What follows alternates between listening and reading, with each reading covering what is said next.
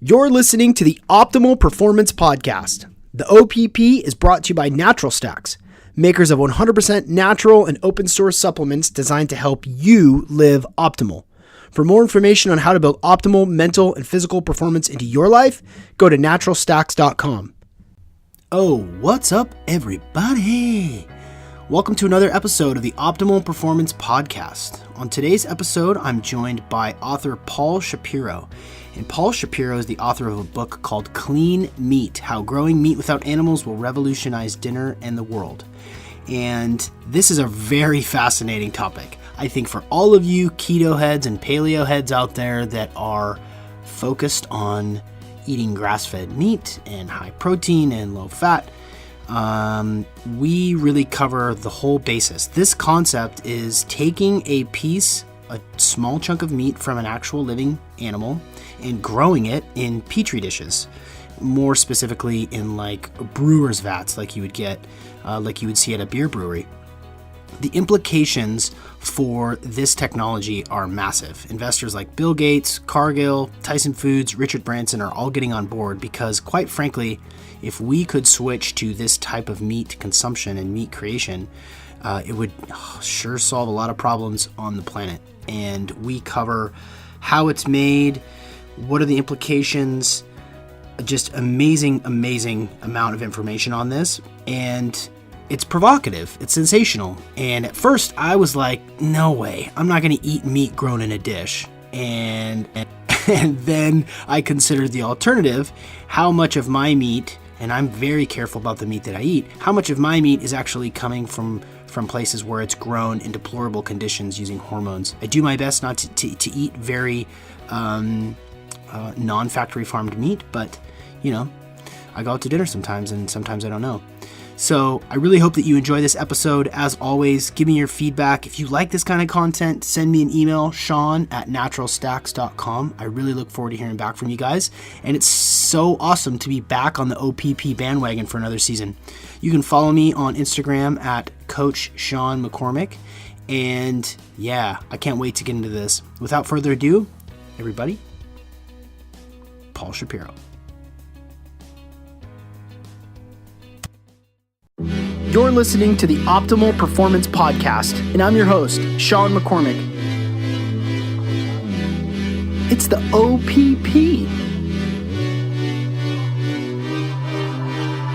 I'm a performance coach, a wellness entrepreneur, a blogger, a speaker, a biohacker, and it's my privilege to bring to you the leading experts in the field of performance. So let's dig right in.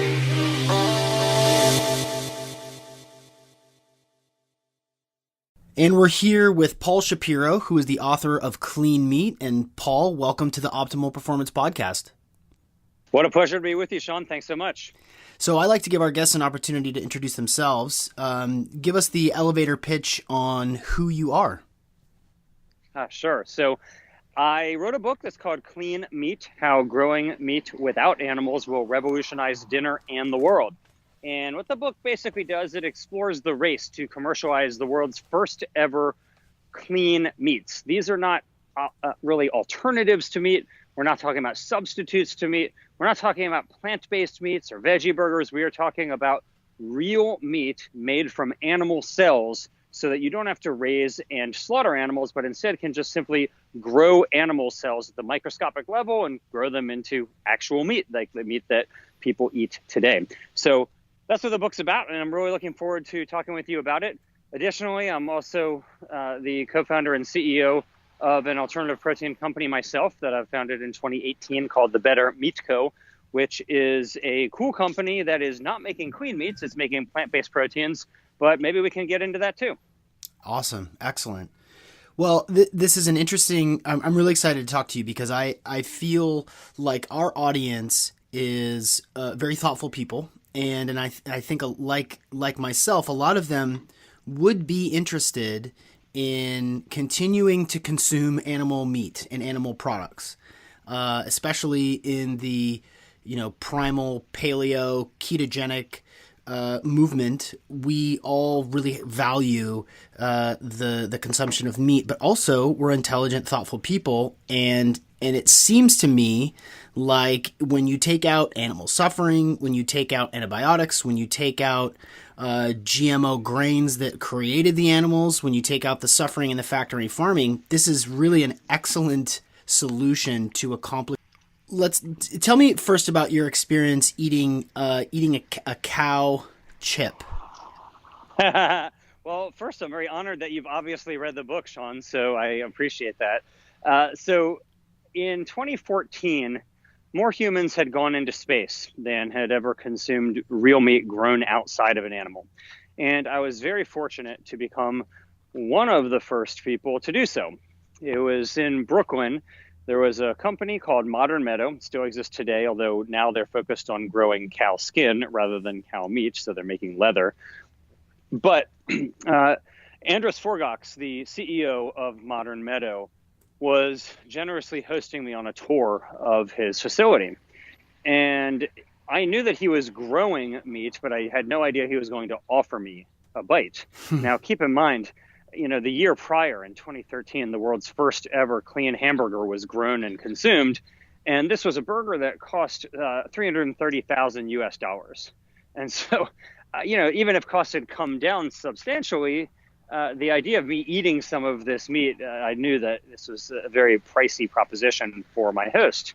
But he was very generous, and he offered me what he called a steak chip, which is basically cow cells that he had grown in his facility, and he dehydrated it. And it wasn't really like steak. It was more kind of like a potato chip that was made out of meat instead of like a hamburger or a steak.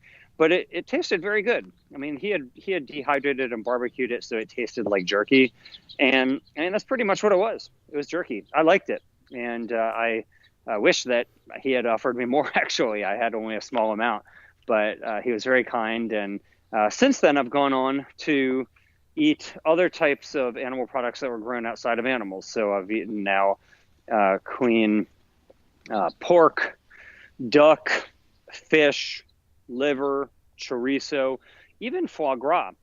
And what this shows is that for years, or really for millennia, the only way we've had to get meat essentially has been out of animals' bodies. Now we can just harvest a few microscopic cells from those animals' bodies and grow the meat without having to raise and slaughter the whole animal.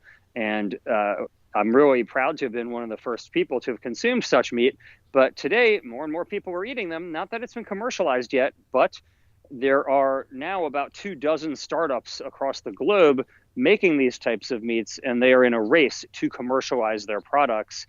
And they're giving lots of tastings now to journalists and investors and others. So it's no longer that exclusive of a club, but within the coming years, pretty much anyone will soon be able to try it once it is commercialized. So now it's a matter of R&D and driving the price down so that it's realistic for consumers. Is that right? Yeah, I think there's really three obstacles to the commercialization of this type of meat. The first is what you just said, Sean, which is you need to get the price way down. And the price has come way down. I mean, what was a $330,000 burger 5 years ago now would probably only cost would cost only hundreds of dollars to make. So you can see that there's like this Moore's Law type effect where the price has really precipitously come down in the last 5 years. And similarly, I mean, the first iPhone, I'm sure it cost over $1 billion. Yet now most of us are walking around with smartphones in our pockets. So that type of cost will continue to come down. I'm not that concerned about it. There is, although, another concern, which is potential government regulations. In other words, will the governments of the world allow this type of meat to be sold? And I think that's not going to be the same answer from country to country. I think in some countries, the pathway to commercialization will be facilitated by the government, and in other countries, it may be hindered by the government. And it could be hindered for a variety of reasons, most notably that a lot of governments, especially in the U.S., tend to be very protectionist of their agriculture industries. Well, think about it. If you could produce meat without having to raise animals, what happens to all of the interest groups that are representing the slaughterers, the transporters, the breeders, all these folks who are involved in raising animals for food? I mean, it's not dissimilar to what happened to the horse-drawn carriage industry when Henry Ford came out with the Model T. So there could be protectionist policies to try to hinder this, in the same way that, let's say, clean energy threatens coal and oil and other fossil fuels. Clean meat could be viewed as a threat to conventional meat. Now, I hope to talk more about that later, because I think there are some forward-thinking meat companies that actually see it more as an opportunity rather than as a threat, but we can get to that. And then the third, so the first is bringing the cost down, the second is government regulations, and the third is consumer acceptance. Will consumers be eager to eat this type of meat? And I think many will. What the polling shows is that large portions of Americans, at least, are pretty eager to eat this when they understand what the benefits are, that this is meat that is better for the environment. In fact, it generally speaking takes 99% less land to produce this type of meat than the way that we produce meat today, that it's safer for you. It's called clean meat, not only as a nod to clean energy, but also because of its food safety benefits. So when you think about raw meat today, there's a reason that we are warned to treat it with great caution. You're not supposed to put it in the same grocery bag. If you put raw meat on your counter in your kitchen, you're supposed to decontaminate it afterwards. And the reason is because there's fecal contamination on it. When we talk about E. coli and Salmonella and Campylobacter, those are intestinal pathogens that can sicken us if we don't cook the crap out of our meat, literally. We're literally cooking the crap out of the meat. But with clean meat, you're not growing intestines at all. You're just growing the muscle and the fat. So you don't need to worry as much about intestinal pathogens like E. coli or Salmonella. In fact, you're more likely to infect the meat with your hands than the meat is to infect you. So when consumers understand the benefits, the environmental benefits, the food safety benefits, the ethical benefits, I think that they're going to be very eager to eat this type of meat. Yeah, I can remember the first time that I heard that they were growing meat in petri dishes for human consumption, and my first reaction was, "Ugh, that's gross. That's unnatural. Like I can't imagine what's it going to taste like. You know, I don't want to eat lab meat." And then I thought, and I've come around full circle. Is it more gross to eat right. a brood meat or a lab grown meat? Is it more gross to eat that, or to eat an animal that's been tortured and that has plumped with antibiotics and grown in just deplorable conditions and sat on a shelf for 4 or 5 days or longer to take home and cook and eat? And I think that a lot of us understand the dynamic there between those two thoughts. And so the whole "it's unnatural," sort of gut reaction that I think a lot of people have. What would you say to folks that say, "Oh, that's just unnatural"? Well, Sean, first of all, I think you're hitting the nail on the head. I agree with what you said. But I guess I would take it even a step further and suggest the following. Think about how we produce meat today. Most people don't eat meat because of how it is produced. They really eat meat really in spite of how it is produced. Most people aren't thinking, I'm so happy an animal was slaughtered for this. They probably aren't thinking, I'm glad this animal was pumped full of antibiotics or hormones or lived in her own feces. I mean, just think about the way that we raise chickens today. I mean, most of the chickens who we eat have been genetically selected to grow so big, so fast, that many of them have difficulty walking more than a few steps before they collapse. They live in overcrowded warehouses, sitting in their own feces, often wing to wing with other birds. They never see the light of day. They never step foot on a blade of grass. And when it's time to take them to slaughter, well, most people would probably rather not hear about it. And Right. Then you compare that to what is really the equivalent of a brewery, where you can imagine not necessarily petri dishes, but rather like a brewery, like you would see. I mean, if you went to a Sam Adams brewery or, a Coors facility, what you're going to see is microbiologists in white lab coats in a gigantic factory with big vats that are brewing beers, that are brewing various kinds of beer. Well, the same is true with clean meat, that what you would see is probably people in lab coats, but you would see these vats where they're brewing animal cells. So instead of brewing beer, they're basically brewing meat. And you could have your own local neighborhood meat brewery where they're adding their own artisanal touch to it to make it, specific, let's say even to your neighborhood. Or you could go even a step further, and just in the same way that you might imagine, let's say, a local restaurant in your neighborhood offering its own IPA that's brewed in the back, maybe they're brewing their own types of meat there.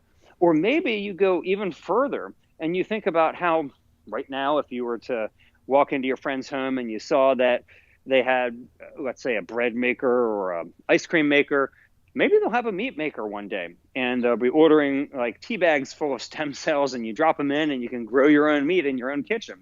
Now, that's not possible today, but maybe it'll be possible in the future. And I think it will seem a lot more civilized to our descendants, who will probably wonder to themselves, how could anyone have ever done what we used to do?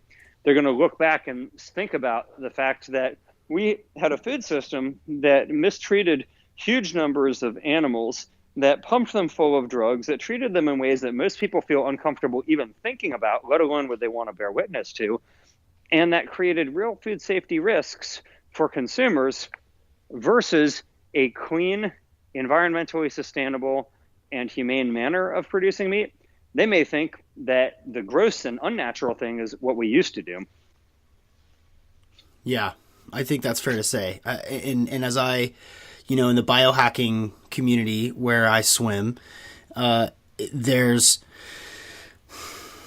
that there's a conflict. I think that there's sort of a cognitive dissonance around being on the right side of history or not. And when we look forward to, and we're just sort of waiting patiently for these technologies to get up to speed, it really appears like it's gonna change everything. I mean, going all the way back to the degradation of the planet and GMO grain and corn to feed the livestock to put in our body. There's some pretty staggering statistics around something like a quarter of the Earth's livable or workable land is devoted to feeding animals.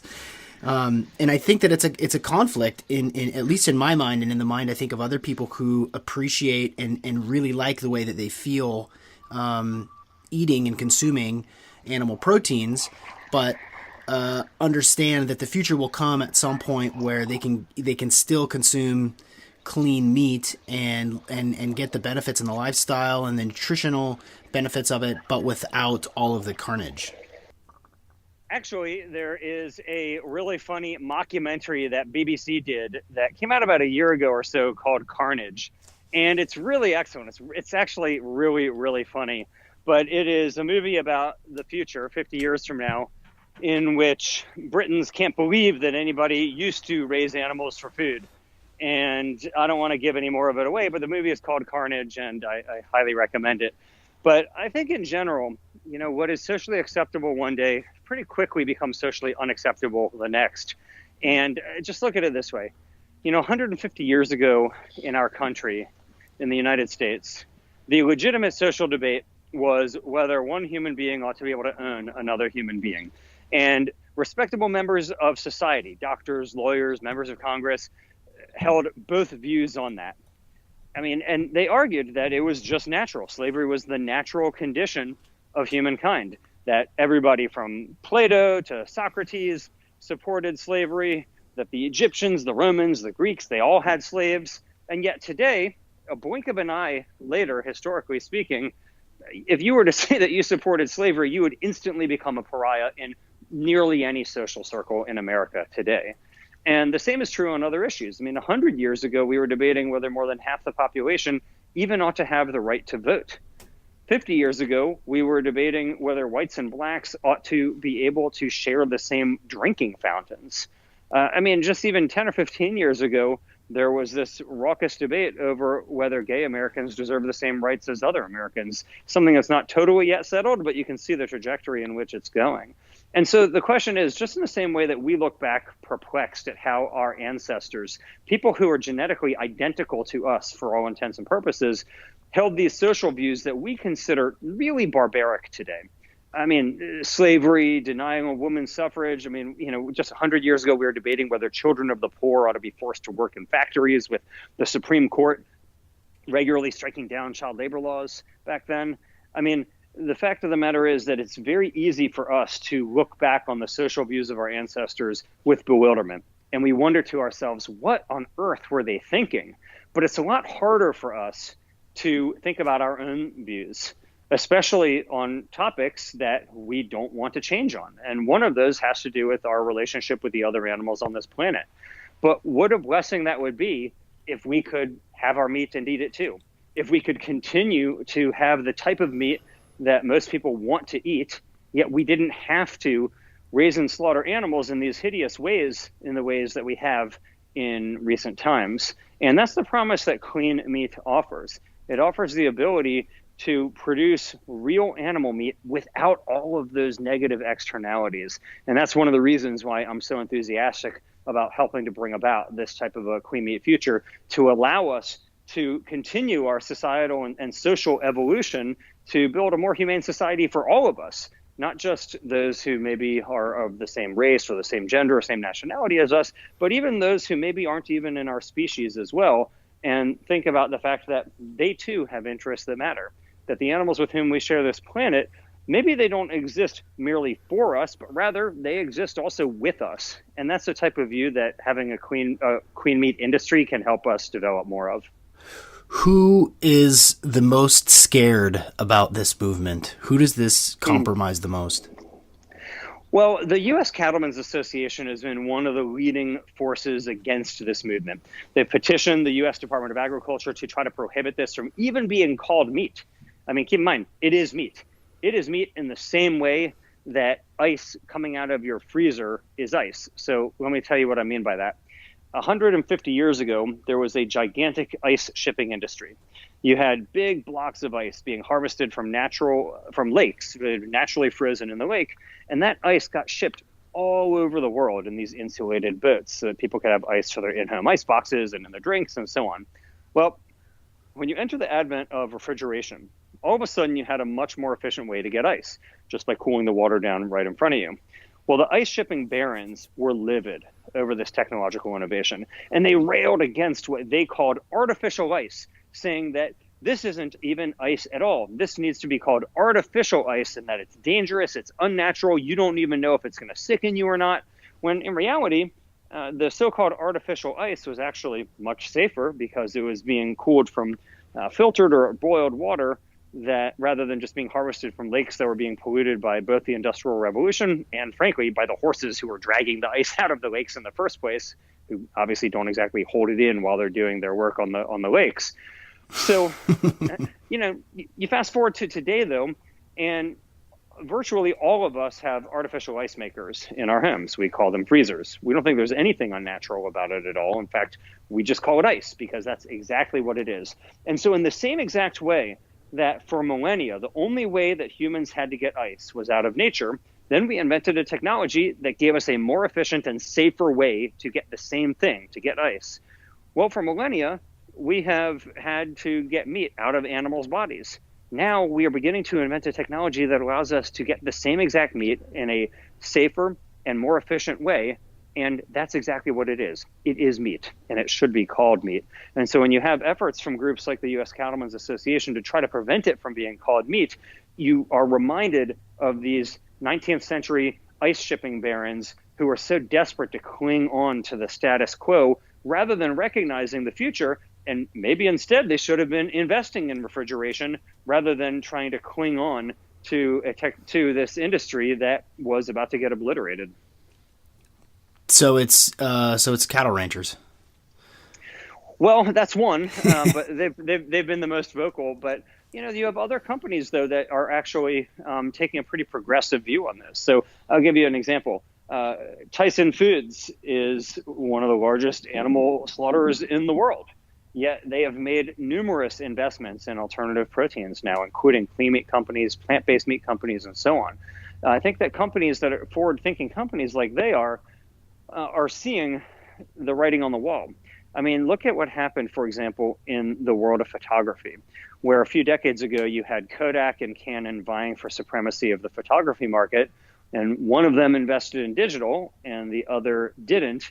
And now we all know what happened. Canon is now the largest manufacturer of digital cameras, and Kodak went bankrupt. And none of these meat companies want to be the Kodak. They all want to be the Canon. They want to be the horse carriage operator that invested in Ford rather than just went the way of the horse-drawn carriage. And so I think while there are some in the meat industry that clearly see this as a threat and are fighting it, there are other more forward-thinking aspects of the meat industry that see this as an opportunity. They recognize that change is constant, and they want to be a part of the future. Yeah. So I've got some technical questions, and maybe some of these may be scientific, and I'll just check. So, as without getting too into the process of how the meat is grown and or maybe more accurately how it's brewed, does the profile, the nutritional profile of the meat, of the clean meat, decrease with time, or as it either with time or with replication from the original sort of like mother cell? It doesn't appear that there's any real difference in terms of like from the mother cell. I mean, the cells replicate just like they do in the body. At the same time, I mean, here's how it works. So imagine taking a sesame seed sized biopsy from a chicken or from a cow or from a pig or from a fish. You can then put that into a cultivator that is body temperature, and the cells believe that they are still inside the animal's body. And so they do exactly what they would do in the body. And these are cells that are called myosatellite cells. They're cells that their only career path in life is to become muscle. So let me just back up. So let's say, Sean, that you do a hard workout and you are tearing like the microfibers in your muscles, and you have these little myosatellite cells that are sitting in your muscle right now. Cows have them, chickens have them, you and I have them. And all they do is repair broken down muscle. So if you do a hard workout or you get bruised or injured, they go to work and they start building new muscle. Those are the same muscles that we eat, the same cells that we eat today when we eat meat. And that's the type of cells often that are being grown by the clean meat companies. So all they're going to do, all they can do is just become more cells, more muscle cells. And so you don't really have that type of degradation, to my knowledge, that you were referring to. But one of the cool things that you do have is because it is being brewed in a sterile environment, you don't have all of the same bacteria and other potential food safety concerns that when you leave clean meat out on the counter at room temperature, it goes bad at a far slower rate than conventional meat. And so one of the companies, Memphis Meats, actually did this experiment where they took conventional chicken and chicken they had grown and put them out on the counter. And of course, after like a day, you see a day or two, you see visible growth of bacteria or mold on the chicken that was conventional, and then the clean chicken, nothing at all. Interesting. Well, that bodes well for developing countries where refrigeration is less accessible. Yeah. Right? I think you're right, Sean. I just want to hit on one more point about that, is that not only does that bode well for developing countries, but in addition, think about this, like developing countries, let's say many countries in Africa, for example, they skipped over the landline period, right? They had no phones and they went to cellular phones because setting up cell towers was much easier than creating an entire landline infrastructure. Well, a lot of developing countries today, maybe they'll skip over the factory farm model and go straight to the cellular agriculture model. So instead of landlines, they went to cell phones. Maybe they'll be going, instead of factory farms, to cell ag. And so you can envision, for example, local production in these countries where instead of having to set up factory farms and slaughter plants and transport routes and create roads and everything else that you'd have to do for that, instead creating breweries that can produce meat at the local level in these communities that have been on the path toward development without them having to get so many negative side effects along the way. So is it feasible that developing countries on any sort of scale of their development, is it conceivable that they would be, is this a 10-year or 50-year thing down the road where they may be able to have the technology locally to be able to grow their own clean meat? It wouldn't surprise me if it were closer to 10 years, but it really is just speculation. So right now, no clean meat has been sold anywhere on the planet. However, one company, Just, which is formerly Hampton Creek, does assert that it intends to have a sale of clean meat somewhere on the planet prior to the end of 2018. But that would really be more of like a one-time sale, not something where they're like putting it on supermarket shelves. And I think, though, that by the year 2021, you're more likely to see actual, more meaningful commercialization of clean meat in a variety of countries. And so, that's only now a few years away, and actually less. And so if you think about the fact that we probably will have clean meat on the market by 2021, maybe by 2030, you have a really more legitimate industry where the type of thing that you were just mentioning actually could be possible. Yeah, I really like the picture you paint about local clean meat producers doing their own, chorizo in Mexico and, salmon up here in the Pacific Northwest and, great clean meat barbecue down in Texas. I like to picture that. I wonder how important it is. I guess it's like anything; people just get used to it. We're pretty okay with boneless, skinless chicken nuggets. That's probably low hanging fruit for clean meat, right? Is to grow a sort of nugget shaped clean meat piece of chicken rather than a rack. I mean, there's not going to be any bones in it, so it's not like you can order a rack of ribs, right? You're right. So that's not possible right now. Right now, the companies are primarily doing things like chicken nuggets, sausages, meatballs, fish sticks. Anything that comes in a ground meat form is something that they can do now.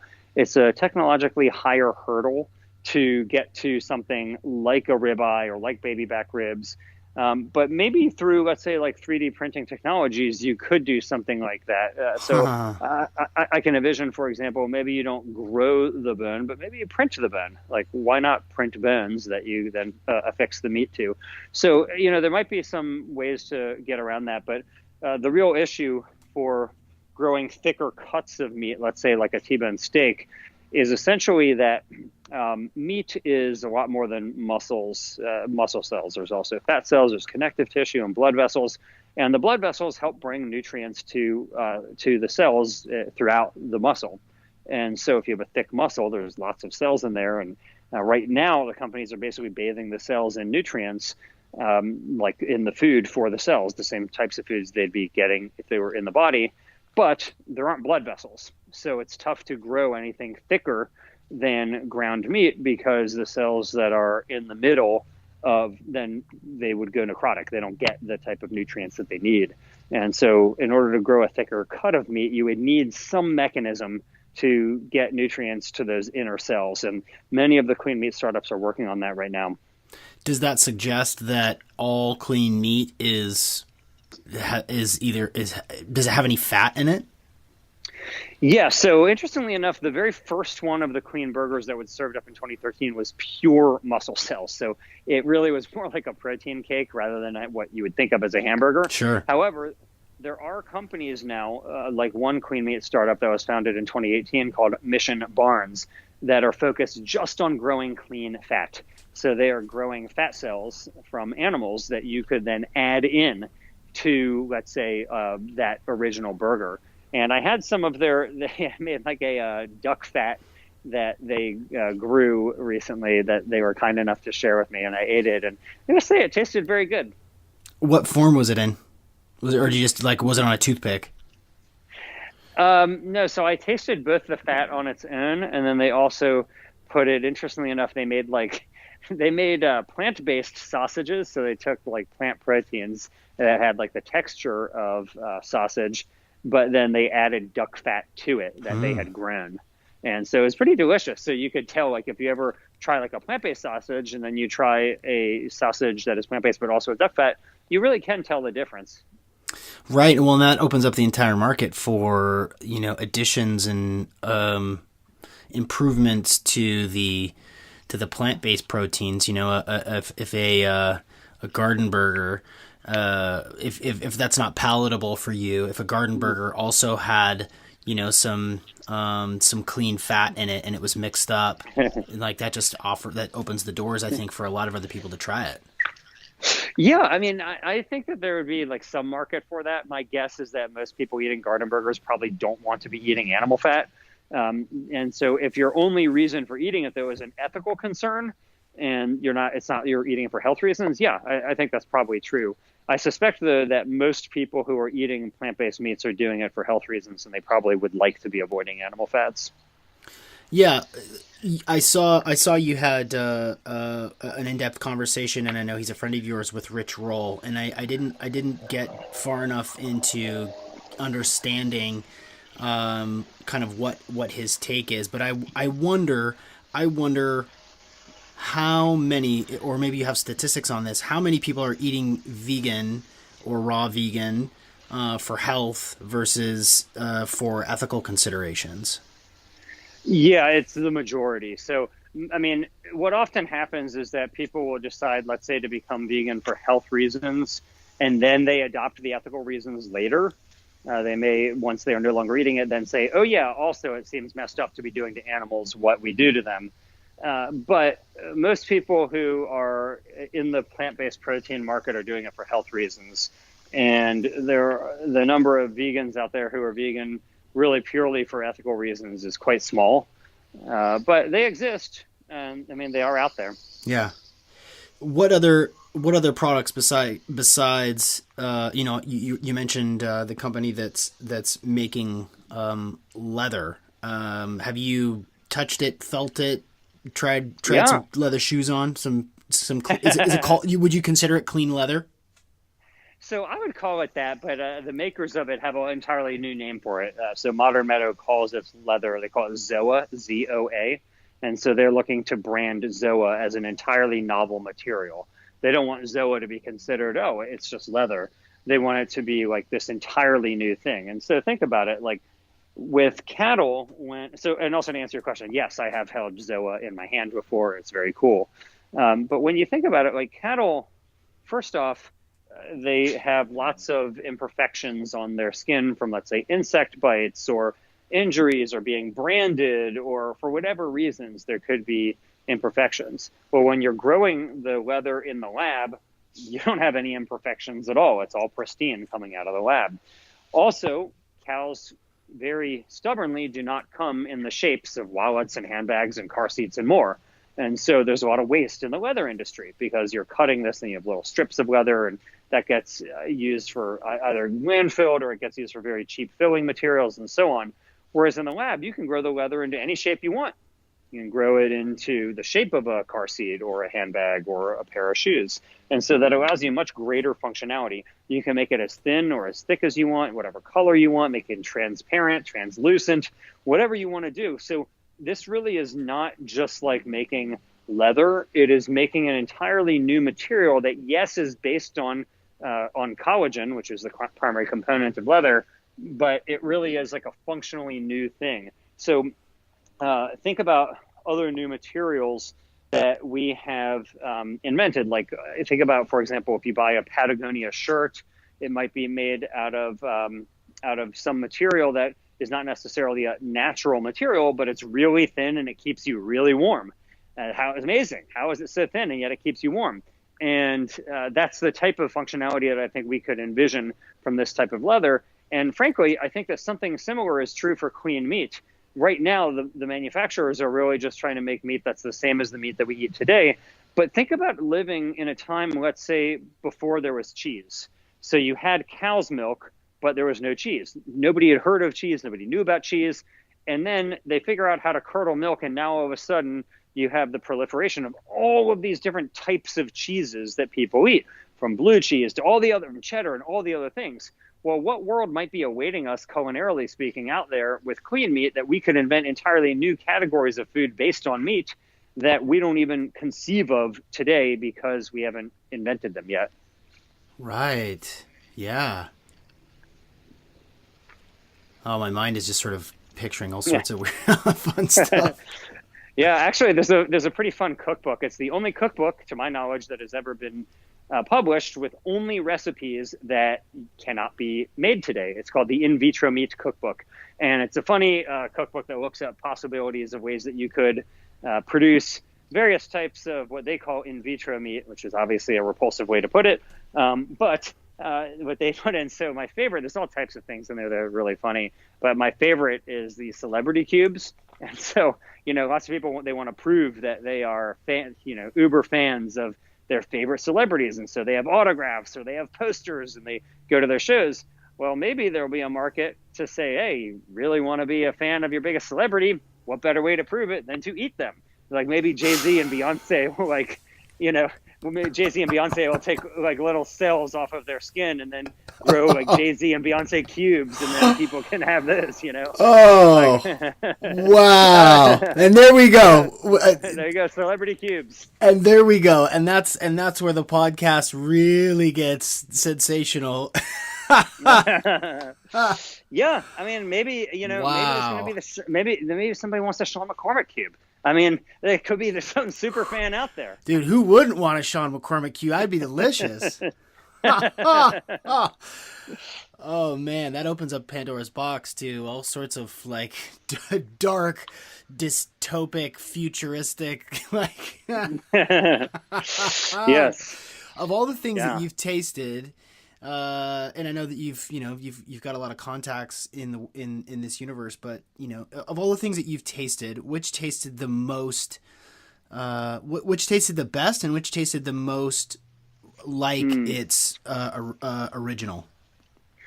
Well, I really enjoyed the foie gras that I ate at Hampton Creek, which is now called Just. I've never eaten actual foie gras in my life though, so it's not like I had a basis to compare it to. But it was, foie gras is French for fatty liver. And the conventional means of producing it is by torturing ducks and geese to enlarge their livers by force feeding them repeatedly. It's a pretty hideous practice. It's been banned in over a dozen countries. It's so inhumane that it's illegal in California, not only to produce it, but even to sell it is illegal in California. So I've never eaten it myself. But, a lot of foodies tend to have good things to say about it. And so I tried it, and I gotta say, it tasted really good. Unsurprisingly, eating something that's really rich in fat tastes good. And so I did really enjoy that. And then in terms of what tasted the most like meat, probably when I ate the duck that Memphis Meats offered me. I had like a duck medallion, and it was excellent. And it really was meaty, and I really enjoyed it. And I hope that product will be commercialized in the near future, because I think a lot of people would really be into eating that. Well, duck's sort of an interesting flesh, right? Because it's very dark. It looks almost red, red like beef. It's really rich. It's got a unique sort of gamey flavor. Yeah, that's interesting. Yeah, I thought so too. And I did as a kid eat duck, and it's been a long time for me, but I really liked this when I ate it. So I am sort of a skeptic and fan of conspiracy theories across the board. And one thing sort of occurred to me as I follow the breadcrumbs into the future to envision a future of clean meat creation across the world. And I start to think about the big players, and I start to think about the powers that be and the man and the people that are controlling food. And I have, sort of a general concern that the big boys and girls out there that are most interested in controlling our food may take this power as a way to, or this technology to develop clean meat as a way to further control our food supplies. What do you say to that? Well, I don't think it's that different from what we have today, to be honest with you, Sean. The reality is that we have a very small number of companies that dominate a very large portion of meat production today. And that isn't something that a lot of people think is a good idea, but it is the reality. So I think that clean meat, while yes, I do think there will be some dominant players, probably the same players that are dominant in the meat industry today, actually, I do think that it will help democratize meat production in the sense that it would allow for easier, more localized brewing of various artisanal meats. And in the same way that, for example, you're not going to be able to have a slaughterhouse in a city or even really right on the outskirts of one because a lot of people don't want that, but you could have a brewery there that could be doing it. You could also think about how it could democratize fish production, for example. So right now, if you don't live near the water, the only pathway for fish to you involves lots of middle people. You've got to have the fishermen and then the brokers at the dock, and then it gets like there needs to be a cold chain that goes all the way to the inland wherever you are. Whereas with clean meat, you could just have brewery pumping out fish protein right there in your landlocked town. And so you could have yourself be far less dependent on some large fishing company or chain of command from the ocean to your home than otherwise would be. Yeah, that makes sense.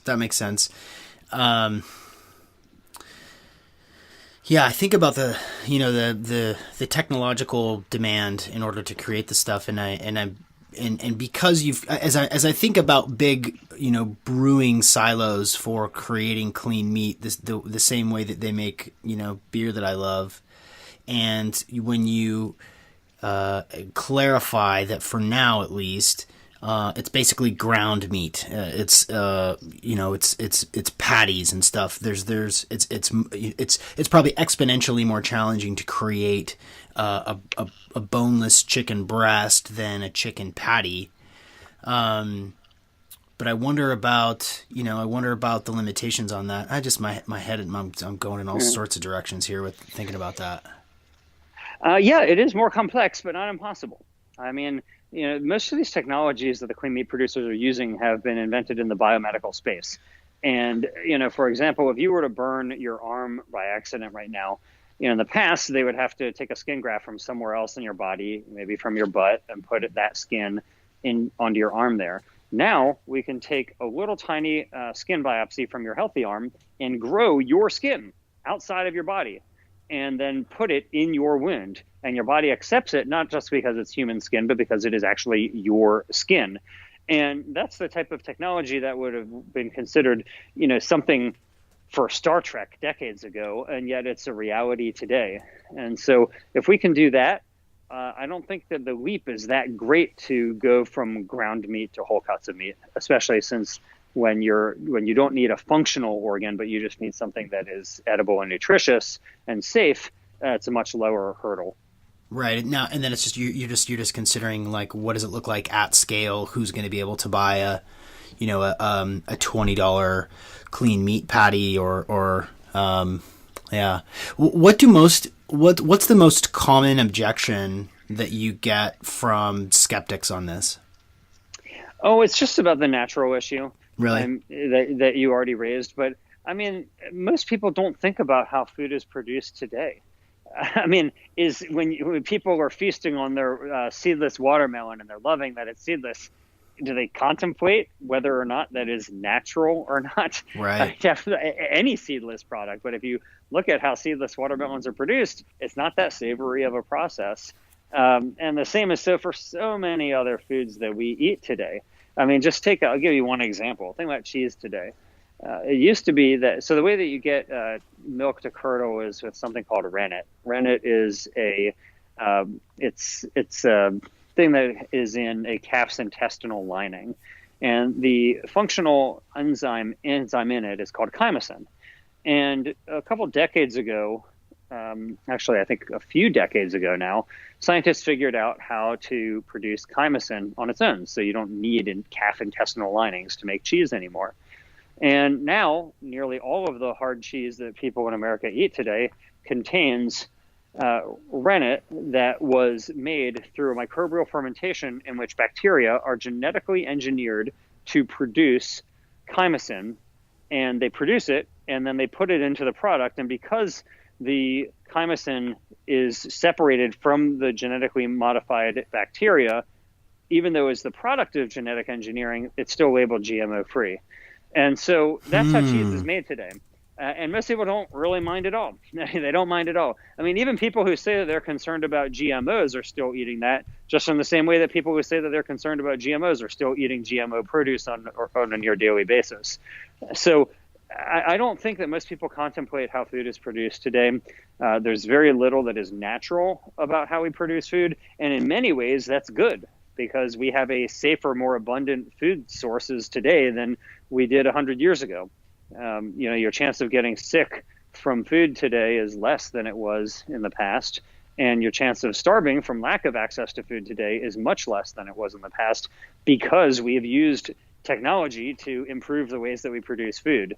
And considering all of the detrimental side effects that animal agriculture has, I think that using technology in this sense probably is an even more important application of technology to the food security issue than maybe anything else. Right.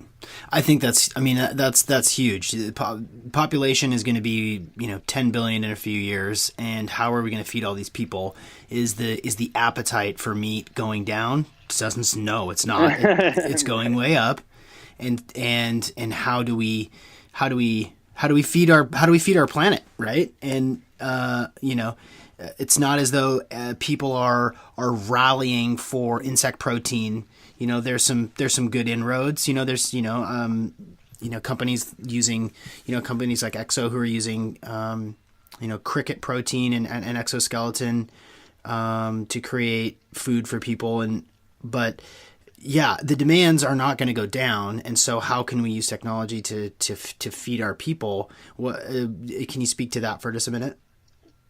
Yeah, well, I think you're right. Look, right now we have 7.6 billion humans walking around. And the last time I checked, procreating was still a thing that most people like to do. So we're going to be at about 10 billion by the year 2050. The Earth is not getting any bigger. Humanity's footprint on it is getting bigger. Not only are we going to continue swelling our population numbers, but on a per person basis, humans are eating more meat than ever before. In America, we eat more meat per person than in all of American history. The same is so globally speaking, as nations like China and Brazil and India and Mexico are bringing themselves out of the developing world and into the developed world. Per person meat consumption goes through the roof. And so you have rapidly increasing demand for meat, and meat is a very resource intensive food to produce. So you have the problem both of more people and of greater demand per person for the most resource-intensive way to feed ourselves. The folks who are becoming part of the developed world in China want to eat the way that Americans have been eating for decades. And there's only a few 100 million of us, and we're already causing huge problems for the way that we eat. Now imagine 1 billion Chinese doing the same. That is really spelling real concern for the future of our planet, for the future of our species, and frankly, for the future of many other species on the planet too, especially when you consider the role that animal agriculture plays in heating up our atmosphere and in using land, water, and soil, and more. So if we're gonna take it seriously about how we're going to feed the incoming billions of people on our planet in the coming decades, we can't rely on the same methods that we are producing food today, because there's just not enough land to do it. We're going to have to get a lot more efficient. We're going to need a type of second green revolution. And in this case, instead of hybridizing wheat, which was, enabled lots of people not to starve to death in the last green revolution, in this green revolution, we're going to have to learn how to grow meat without animals. And thankfully, there are now many people on the planet who are trying to foment that type of an agricultural revolution, to go from, instead of domesticating animals like we did 10,000 years ago, to domesticating animal cells and finding the right cell lines that grow the best meat, produce, let's say, the best milk or the best eggs and so on, so that we can continue to enjoy the foods that we love without destroying ourselves and the planet in the process. Yeah, the term that you've used is a second domestication, and I think that's a really it's a clean way of describing it. Yeah, I didn't come up with that term. The first person who told it to me is a friend of mine named Seth Bannon. Seth is an investor who runs a venture capital fund called 50 Years Hence with his partner Ella. And I'm not sure if Seth invented the term or not, but I think it's a good way to describe what's going on. Yeah, that we are domesticating animals at the cellular level now, and it can't happen soon enough. regarding the money that's flowing into this space, I've seen that some of the most successful and some of the wealthiest people on the planet are now getting involved. Can you talk a little bit about the sort of the substantiation of this market by the funding from outside sources? Yeah, so right now, there's probably, my guess has been around $40 million invested throughout the variety of these companies in cellular agriculture, or at least in clean meat. More than that if you start looking at leather and some of the other animal products, but just on meat alone, probably about $40 million from a variety of venture capital funds. For example, Y Combinator, which is the legendary tech startup accelerator out of Silicon Valley that has produced lots of huge hits like Dropbox and others. And they now, in their request for startups, and they ask for startups to apply to them, are asking for clean meat companies. They want new clean meat startups that they can fund and invest in. And it just goes to show, like, this is a legitimate field for scientists to go into now, that it's not just something that somebody who is like really bent on trying to save the planet is going to do, but rather scientists who want to get in this field and make a lot of money can also get into this now. And at the same time, $40 million, it sounds like a lot to mere mortals like you and I, Sean, but in reality, considering the weight of what needs to be done, 40 million is a drop in the bucket. I mean, we need hundreds of millions of dollars invested in this space. And that, I think, is going to be what's going to happen in the coming several years, because in order to create an actually viable clean meat industry that can start replacing conventional meat, not just being a niche product, but actually replacing it, that's going to take a lot more investment. Yeah, but it's obviously, I mean, the ramifications. This could be the thing, really, that saves the planet. Do you believe that strongly? Yeah, I strongly believe it. I mean, look, it's not the only problem that the planet faces, but it is a huge problem that the planet faces. We spend billions of dollars every year right now in research into clean energy, solar, wind, geothermal, and more. Why aren't we doing the same when it comes to producing clean meat? I mean, the reality is, according to the United Nations, that animal agriculture contributes more greenhouse gas emissions than all of the transportation sector combined. More than all the cars, all the boats, all the trucks, all the airplanes, all the trains, all combined are less than animal agriculture. So if we want to get serious about curbing climate change, well, I mean, how can we ignore what's staring us in the face 3 times a day when we sit down to eat? Yes, we should be investing to find alternatives to fossil fuels, but we also need alternatives to factory farms.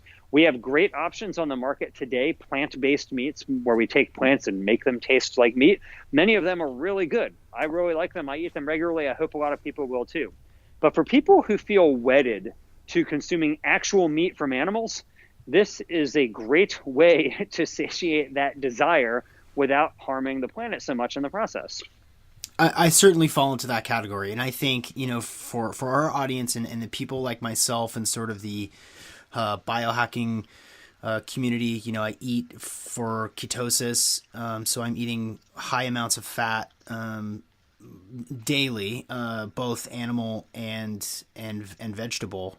I think that for this crowd of people who actually want to eat actual meat for nutritional value, but are also thoughtful people and forward thinking and conscious, this seems like a really good solution, because you can have your cow and eat it too. Exactly. What a great way to put it, Sean. You're welcome to use that if you'd like. Okay, I'll attribute it. So as we put this, as we take this thing to bed, I'd love for you to finish this sentence if you would. Everyone should know that clean meat is not science fiction. It is science fact. That we no longer in the near future are going to have the same need to raise and slaughter animals for food, because we will be able to grow that same meat in a more efficient and safer and more humane way. That's excellent. I've really enjoyed your book. Can you tell our audience where they can find it, how they can get it, and where they can get in contact with you? I don't know if you like to engage with folks online or whatever, but give us your vitals. Yeah, that would be wonderful. So you can get the book at cleanmeat.com. Again, just go to cleanmeat.com. And when you're there, you can email me. You can order the book. Of course, you can order lots of copies of the book for all your friends and family for the holiday season. What a perfect gift to get. Haha. But yeah, get in touch with me. I'd love to hear from you. Excellent. Paul, thanks for joining us on this episode of the Optimal Performance Podcast. Sean, I would say it was an optimal time. I appreciate it. Thanks so much. Cheers.